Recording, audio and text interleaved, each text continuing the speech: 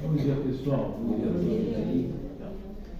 A gente veio aí com muito prazer, convidados aí pela casa, pelos dirigentes da casa, falar um pouco sobre a doutrina espírita. E é uma casa espírita, evidentemente, o tema que temos que abordar é um tema ligado à doutrina. E eu dei uma ideia para a Cláudia, ela acolheu a ideia de que a gente pudesse aí fazer mais um bate-papo do que propriamente uma palestra, porque muitas vezes a palestra é cansativa. A gente fica aqui 30, 40 minutos falando e não é tão agradável. Por melhor que seja o tema, por mais interesse que vocês tenham, eu acho que se vocês puderem interagir, fica melhor. Então eu pensei em abrir aí para vocês perguntas, questionamentos, dúvidas que vocês possam ter. E aí, juntos, nós vamos procurar, na medida dos nossos conhecimentos, esclarecer. Evidentemente, ligado ao aspecto da doutrina, ou até religioso, de outras religiões, e a gente pode fazer aí esse link, essa ponte com a doutrina, tá bom? Então, vão pensando aí em alguma pergunta, alguma dúvida, alguma curiosidade que vocês tenham também. O caminho primeiro é a curiosidade. A curiosidade geralmente que nos leva a buscar um determinado conhecimento. Então, a doutrina espírita, só para que nós possamos fazer aí uma preliminar, um preâmbulo, ela é uma religião, é uma doutrina nova, de apenas 167 anos. Ela foi trazida por Allan Kardec. Vocês já devem ter ouvido falar, lógico, de Allan Kardec, que é o pseudônimo dele. O nome verdadeiro é Hippolyte Léon Denisard Rivail, um francês um pensador, um intelectual que falava 5 idiomas, um estudioso do magnetismo, um professor, e ele então começou a se interessar por fenômenos que lá atrás, há cerca de 170 anos, surgiram lá na França, mais especificamente em Paris, onde as pessoas se reuniam em torno de uma mesa e invocando espíritos em forma de brincadeira, se comunicavam com os espíritos, sem saber eles até naquela oportunidade que estavam se comunicando com espíritos. Através da movimentação de objetos, de copos, de pancadas, eles estabeleciam previamente um código em que eles diziam mais ou menos assim: se a resposta for sim, uma pancada; se a resposta for não, 2 pancadas. Então Kardec foi convidado para uma dessas reuniões e despertou uma curiosidade muito grande nele, porque ele tinha um espírito de cientista, de pesquisador, ele era um pesquisador nato. Então ele concluiu, observando aquelas reuniões em que se formulavam as perguntas e as respostas eram compatíveis com as perguntas formuladas. Por exemplo, apenas um exemplo, a pessoa que estava participando da reunião perguntava: meu nome é Alexandre, meu nome é João. Aí ocorria uma pancada, não. Aí ele perguntava novamente: o meu nome é Alexandre? 2 pancadas, sim. Então ele logo concluiu que aquilo era o efeito ele estava observando o efeito de uma causa desconhecida.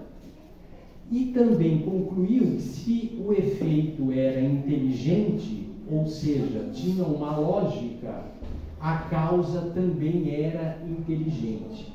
E aí começou os estudos de Kardec, que se encerraram com a publicação de 5 obras que são denominadas por nós, espíritas, como a obra da codificação espírita.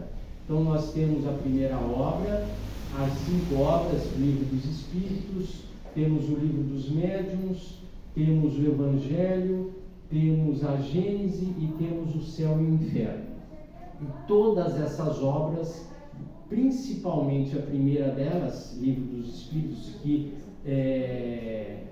foi formulado com perguntas dele, Kardec, e respostas dos Espíritos, todas elas têm como base fundamental a comunicação com o plano espiritual, os Espíritos que responderam. Existe, evidentemente, a intervenção dele, Kardec, mas basicamente a comunicação dos Espíritos. Então, diferentemente de outras religiões, outras doutrinas, o Espiritismo não foi criado por Kardec. Kardec é considerado como apenas o codificador da doutrina espírita. O que é o codificador? Aquele que reuniu, aquele que condensou todas as informações e passou para o papel. Tá? Elaborou e fez essas 5 obras. Ele foi apenas o condutor e não o criador da doutrina espírita. E a doutrina é uma doutrina nova, que traz em seu bojo o princípio da evolução. Todos nós evoluímos, isso a própria ciência já nos diz, estamos todos em evolução permanente, intelectualmente, moralmente, até fisicamente nós evoluímos. O próprio planeta também geologicamente evolui, então temos a evolução como princípio, como base, temos a reencarnação, que é o princípio que nós estamos aqui, vamos morrer, desencarnar, passar um período de reflexões, retornar ao plano terreno, aprender mais coisas, ter novas experiências, retornamos até chegarmos à condição de espíritos puros, espíritos felizes. Oportunidade em que não precisaremos mais retornar ao plano físico, porque a nossa pátria de origem é lá. Aqui nós apenas cursamos os anos letivos, que são representados pelas encarnações que temos para aprendermos. Hoje estamos aqui, amanhã estamos em outro país, hoje temos uma determinada profissão, na próxima encarnação outra, e com isso nós vamos reunindo experiências, porque a nossa vivência vai nos trazendo experiências de acordo com as nossas condições e situações diversas. E aí encerra com a lei de causa e efeito, a evolução, reencarnação e a lei de causa e efeito. O que é a lei de causa e efeito? Aí quem se lembra da física lá na escola, lei de causa e efeito. Todo efeito tem uma causa que o produz. Todo efeito tem uma causa que o produz. Se a gente jogar, que é a causa, uma pedra para cima, o efeito é que ela vai cair. Ela pode cair no chão, pode cair em cima de alguém. Isso é uma lei, inclusive, da física. Então, dentro da reencarnação, nós, hoje, é o que diz a doutrina espírita, estamos, na verdade, suportando as consequências do nosso próprio passado, daquilo que fizemos, deixamos de fazer, etc, etc. Tá bom? Então, com essa pincelada, a gente abre aí, se alguém quiser fazer algum questionamento. Se não, do contrário, a gente segue aí falando sobre a doutrina. Alguma dúvida, alguma pergunta, podem ficar à vontade. Estamos aqui em casa, em família espiritual. Então, vamos para Eu queria fazer uma pergunta. Você disse, né, que no início Kardec, então, foi pesquisar os fenômenos que se consideravam extraordinários, né, algo sobrenatural, né, e ele se deparou com os espíritos, trazendo essas manifestações. Ainda hoje, os espíritos se comunicam com a gente ainda tem esses fenômenos que muitas vezes a gente não compreende? Se comunicam e muito mais do que naquele período, porque na medida em que nós vamos evoluindo, todos ouviram a pergunta dela, deu para ouvir? Na medida em que nós vamos evoluindo, nós vamos nos tornando cada vez mais sensíveis, vamos avançando moralmente, sobretudo. E quanto mais sensíveis nós nos tornamos, mais suscetíveis nós também nos tornamos para a comunicação espiritual. E é interessante que essa comunicação ela não se dá só como aqui na casa espírita. Eu tenho certeza que aqui vocês têm reuniões em que os espíritos se manifestam. Não se dá só assim ostensivamente, se dá principalmente da forma intuitiva. O que é a intuição?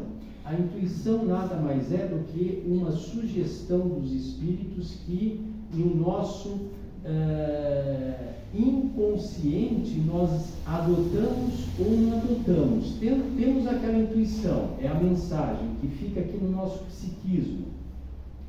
E nós podemos aplicar ou não aplicar, de acordo com as nossas escolhas, ou seja, com o nosso livre-arbítrio. Então, os espíritos continuam se comunicando. Os espíritos, por exemplo, se comunicaram de forma extraordinária, apenas um exemplo, através de Chico Xavier, que escreveu mais de, hoje já, computado, mais de 450 livros. E é muito interessante porque ainda quem não acredite na comunicação dos espíritos, e isso ainda há pessoas que não acreditam, aí nós fazemos o seguinte questionamento: como pode um homem que cursou até o 4º ano primário numa cidade chamada São Leopoldo há mais de 100 anos atrás, ou há 100 anos atrás mais ou menos, lá no interior de Minas Gerais, ter a capacidade de escrever livros como ele escreveu? O primeiro livro que ele escreveu, dentro desses 450 hoje já compilados, o primeiro foi Parnaso de Além Túmulo, que é um livro onde tem uma coletânea de 57 poetas da língua portuguesa, brasileiros e portugueses. Então ele escreveu poesia, ele escreveu ciência, ele escreveu romance. Todos sabem que qualquer escritor tem um estilo, tem um conhecimento determinado e tem um estilo literário. Então, os analistas, os críticos, analisando os mais céticos que existem, analisando as obras de Chico, disseram, evidentemente, é muito evidente, que é impossível alguém não só mudar de tema, conhecer tudo, como ter estilos literários tão diferentes.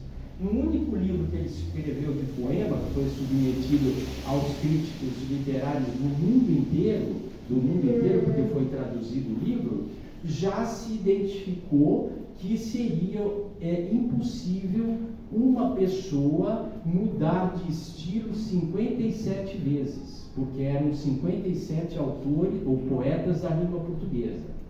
Então, a comunicação, ela se dá de forma ostensiva, e mais do que isso, os espíritos se interferem na nossa vida a ponto de eles nos governarem.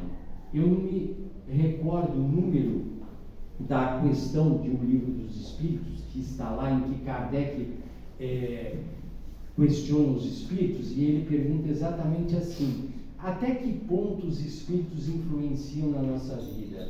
E aí os espíritos respondem: a ponto de que eles praticamente governam vocês. Então, nós sempre temos aí pelo menos duas correntes de espíritos que nos influenciam: aqueles que nos querem conduzir para o bom caminho e aqueles que querem nos desviar do bom caminho. e quem vai escolher seremos nós, através do nosso pensamento, do padrão do nosso pensamento e através das nossas escolhas, é lógico. Então, é assim mais ou menos que funciona. E é muito interessante que, vou aproveitar aqui, nós espíritas, nós não nos preocupamos muito em fazer com que as pessoas se tornem espíritas. Nós nos preocupamos muito em fazer algo, fazer a nossa parte para tentar fazer com que as pessoas melhorem, sob o ponto de vista do seu comportamento, da sua forma de pensar. Não é muito importante para nós que todos aqui sejam ou se declarem espíritas. Não, absolutamente. A finalidade é passar o conhecimento das leis naturais, porque a doutrina espírita está baseada nas leis naturais, das leis do universo, que regem o planeta Terra e todos os outros planetas, porque, como disse, o princípio da reencarnação, a lei de causa e efeito, a evolução, são todas leis naturais. E nós, como seres de Deus, estamos submetidos a essas leis. Então, não importa se nós acreditemos ou não, nós estamos submetidos a ela, nós seremos conduzidos de roldão juntamente com essa lei, com essas leis naturais. Então, eu vi aqui na introdução, durante o canto, muito harmonizante, eu vi a irmã Dulce, que é uma freira da Igreja Católica. Eu vi os papas, o Papa Francisco, João Paulo. Então, isso é maravilhoso. Por quê? Porque se nós formos, acredito que todos aqui sejam cristãos. Porque acima de qualquer religião está Jesus. Nós no Ocidente somos cristãos. Vejam, eu pergunto, qual era a religião de Jesus? Jesus jamais estabeleceu uma religião como instituição. Jesus jamais disse que nós deveríamos ser os espíritas do futuro, os católicos do futuro, até porque naquele momento não havia praticamente religiões propriamente dita. Todas vieram pós Jesus, porque os homens que se dividiram em si, porque são ambiciosos, são vaidosos, então foram fracionando a única religião que interessa a todos nós, que é aquela verdadeiramente trazida por Jesus, é a religião do amor. Se Jesus trouxe uma religião para a Terra e trouxe essa religião, essa doutrina, se chama amor. Então qualquer religião que leve nós a compreendermos o amor e tentarmos fazer algo para chegar nesse sentimento, porque ela se resume, o amor se resume em solidariedade, tolerância, caridade, fraternidade, compreensão, tudo isso é amor. Combate as nossas más tendências, as nossas más inclinações, porque nós nos melhorando, nós estamos exercendo o alto amor, o amor de nós próprios. Porque não podemos amar alguém se antes não nos amarmos. Isso é fundamental, nós aprendermos a nos amar. Muita gente tem aquela coisa de autopunição, porque erra, tem algum equívoco na vida, que é normal, todos nós somos ainda primários nessa senda evolutiva, se equivoca e aí fica com um sentimento de autopunição. Absolutamente. O erro, para nós, quando tomamos consciência do erro, ele tem que ser um estímulo para o acerto futuro. Primeiro, para que não erremos mais e para que possamos acertar lá na frente, porque acertando, nós estaremos neutralizando o erro passado. O passado deve ficar no passado. O passado serve para nós como exemplo. de não fazer aquilo que erramos e de repetir os nossos acertos. Nós temos que viver o presente, porque só vivendo o presente nós teremos futuro. Se não realizarmos o presente hoje, nenhum de nós terá futuro. Então, a doutrina espírita entende o seguinte, que todos os caminhos, ou seja, todas as religiões que nos levam ao ponto comum, ao que Jesus nos indicou, que é a nossa união em torno de uma assistência mútua, de um respeito mútuo, todos os caminhos são válidos. Isso que é importante, isso que é fundamental, porque fora da caridade não há salvação. Essa é a nossa máxima. Não da igreja, fora da caridade, porque a caridade é muito mais ampla. Ela pode ser exercida no templo religioso, católico, evangélico, espírita, budista. Em qualquer religião, a caridade tem que ser e é exercida. Por isso que a máxima espírita é: fora da caridade não há salvação, porque a caridade é universal, ela é absolutamente universal, inclusive com relação aos ateus, aqueles que nem em Deus acreditam. Porque eu digo a vocês com toda segurança, mais vale um ateu honrado e digno do que um religioso hipócrita. Tenham certeza disso, porque na conta do Criador e na conta de Jesus e dos bons espíritos, os justos é que receberão uma condição maior quando nós desencarnarmos, e não aqueles que aparentam ser, aos olhos dos outros, aquilo que eles não são na realidade, que dissimulam as suas verdades, revestidos com uma religião mentirosa, muitas vezes. Né? Então, a doutrina espírita é isso, é a doutrina que traz a mensagem e o estímulo para que nós melhoremos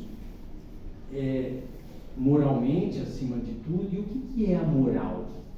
A moral, nós ligamos muito a moral com a questão da sexualidade, mas é um equívoco, porque moral é algo muito mais amplo. A moral cristã está ligada aos nossos sentimentos. Melhorar moralmente é melhorar sob o ponto de vista de deixar de ser orgulhoso, vaidoso excessivamente, invejoso. Melhorar é combater a nossa ambição.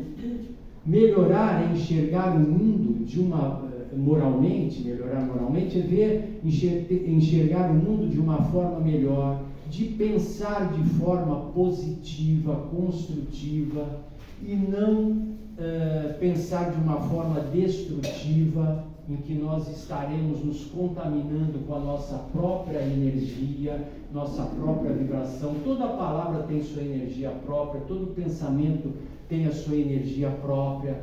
Então, aquele que pensa, que o pessimista, ele vai se tornar cada vez mais pessimista, porque ele está num aclive, num abismo, mergulhado num abismo de pessimismo.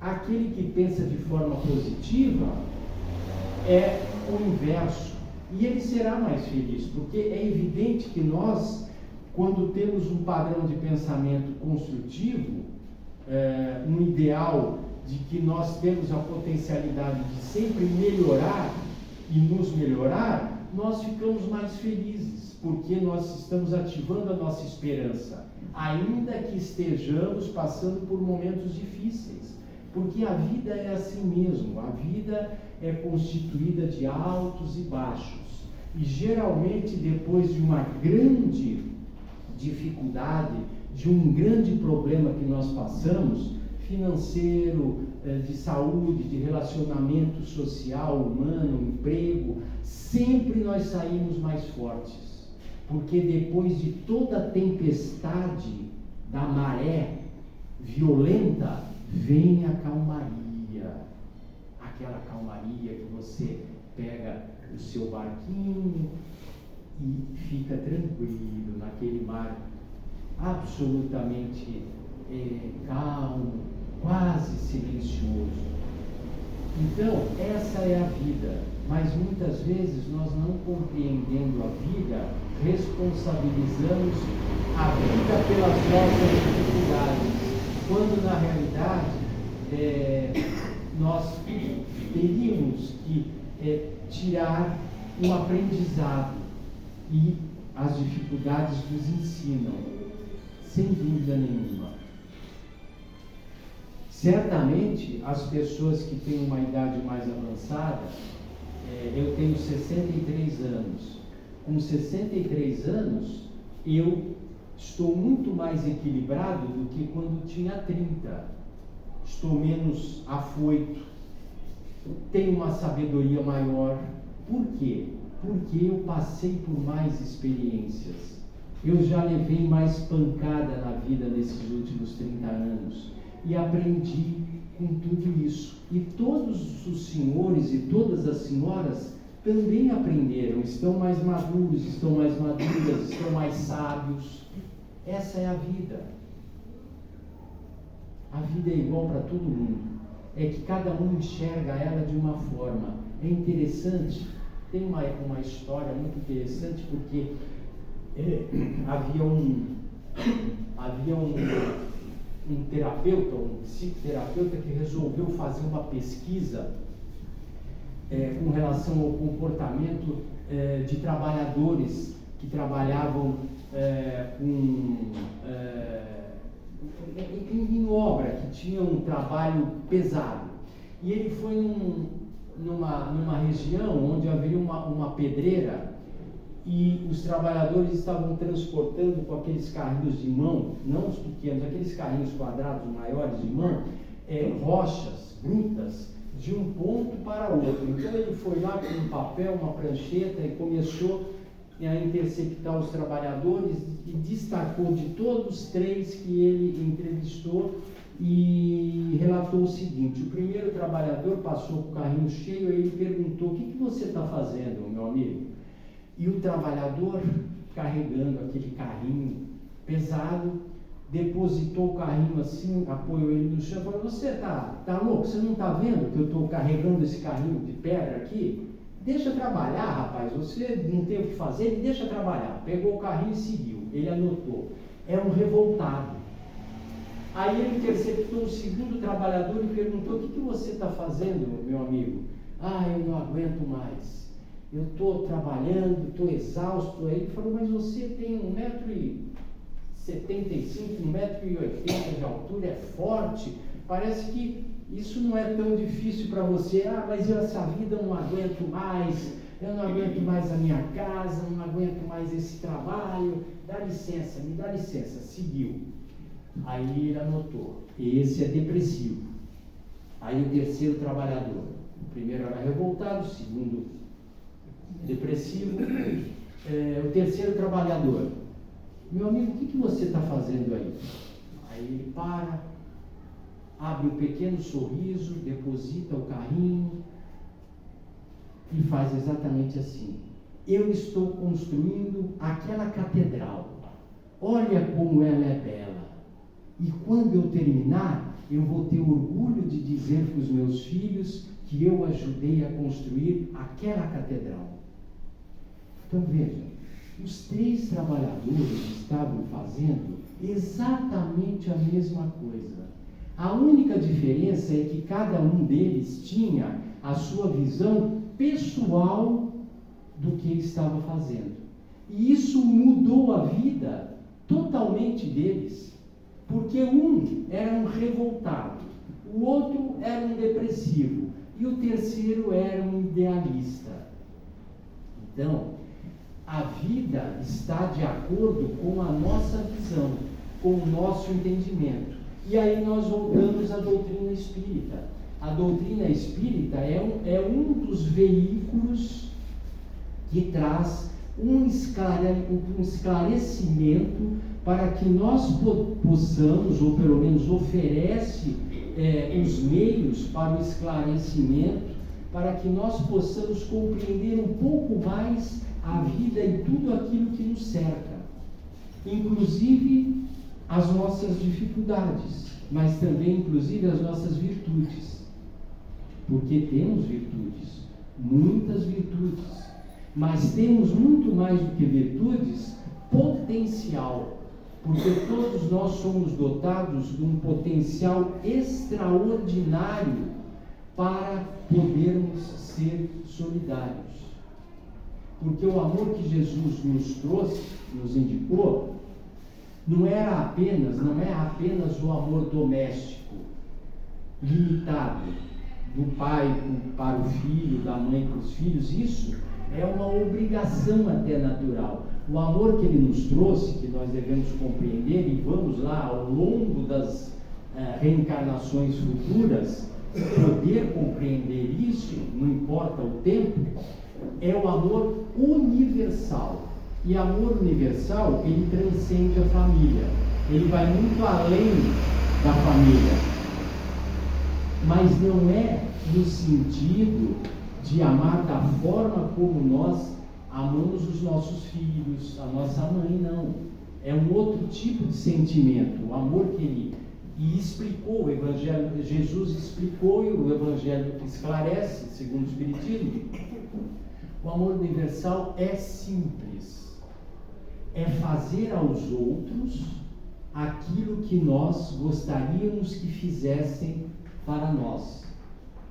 E não fazer aos outros aquilo que nós não gostaríamos que eles nos fizessem. Isso é o amor, é simples assim.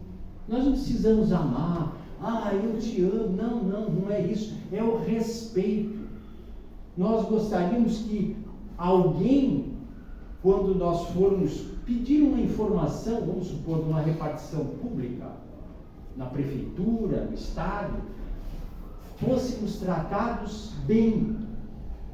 Então, de nossa parte, quando formos atender alguém, quem trabalha com o público, vamos atender bem, porque amar é fazer aos outros aquilo que nós gostaríamos que nos fizessem. E não vamos ofender ninguém, porque nós não gostaríamos que alguém nos ofendesse. Isso é amor, é simples assim. Então eu acho que já passaram os 30, 40 minutos. Alguma pergunta? Alguém se estimulou? Ou alguma sugestão? Ou alguma observação? Não precisa ser uma pergunta. Como que a gente pode saber assim o resgate que a gente está fazendo? Porque lá em casa, a segunda vez, a primeira vez eu superei e consegui contornar a situação com a qual posso o pessoal da casa. Eu já sou espírita de berço, né? Então, lá em casa tem meus netos, eu tenho um neto lá que ele se diz agnóstico. Que aí ele falou, eu sigo iludido, eu falei, minha prima, que Deus é esse que você serve? Que você não faz o bem, que você só deseja o mal dos outros, você ultrapassa os seus limites, você não pode fazer isso. Hoje em dia ele não para comigo, não me ofende, né? Mas ele não para comigo. Então aí eu falo com a minha filha, o Ariel está entrando no meu quarto, que a gente mora junto, eu e ele. O senhor está entrando no meu quarto, está mexendo nas minhas coisas e pegando minhas coisas. Ela falou, mãe, ele não está entrando não, mãe. Eu falei, Cláudio, como é que explica isso, Cláudio? Calma, eu vou sair ele aqui. E minhas coisas estão assumindo coisas importantes, inclusive que eu preciso, mas eu sempre tenho aquele... Às vezes eu estou dormindo, eu acordo com vontade de procurar alguma coisa. Eu vou, procuro e não acho. Aí quando eu falo com ela, ela fala, mãe, a senhora está cheia de carga negativa. Eu falei, não estou não, filha. Porque antes de ter conversa com Deus, eu peço para Ele me orientar. Que eu não posso agir, eu não posso agir com o meu neto, não pode querer agir comigo. Eu tenho que agir de maneira superior a ele. Qual o nome da senhora? Sandra. Dona Sandra, então, a família é interessante, né?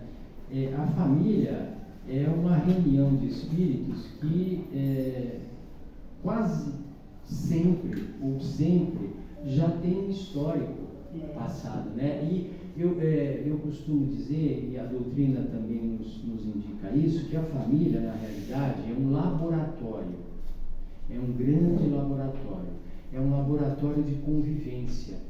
Então, a paciência é o único remédio, a paciência e a tolerância é o único remédio que vai fazer com que a senhora tranquilize o seu coração. Porque existem situações que estão fora do controle da gente, que não depende só de nós. Né? Então, a senhora ore por ele, porque a força da oração é uma coisa extraordinária. Veja, a oração não está só no meio espírita, tá? No meio católico, todo o Oriente, a oração é energia pura.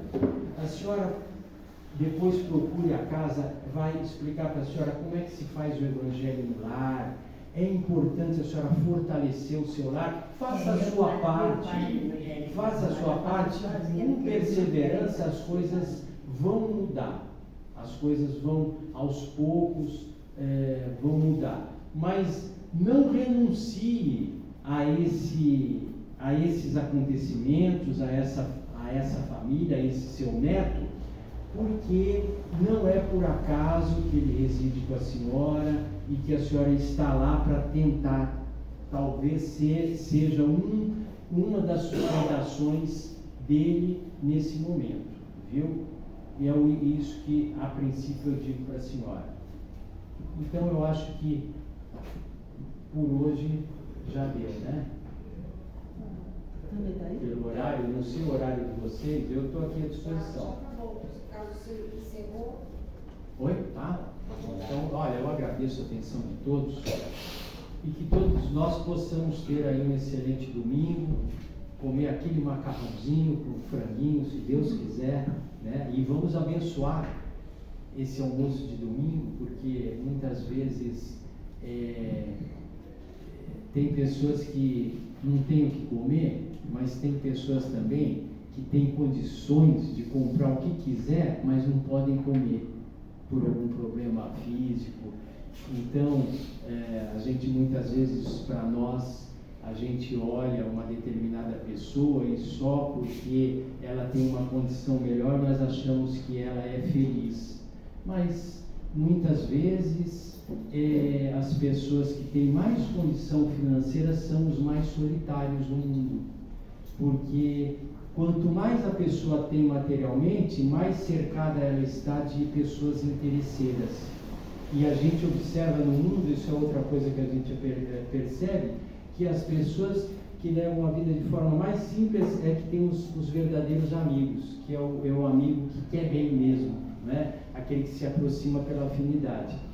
E o que é amizade? Me lembrei agora.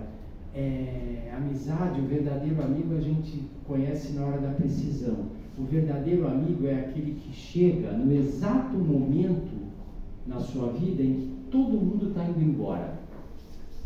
Tem uma multidão indo embora porque você começou a precisar. Aquele verdadeiro amigo chega. Geralmente é 1 ou 2 no máximo que chega quando a multidão inteira já está indo embora. Tá bom? Tenha um excelente domingo, um beijo no coração de todos.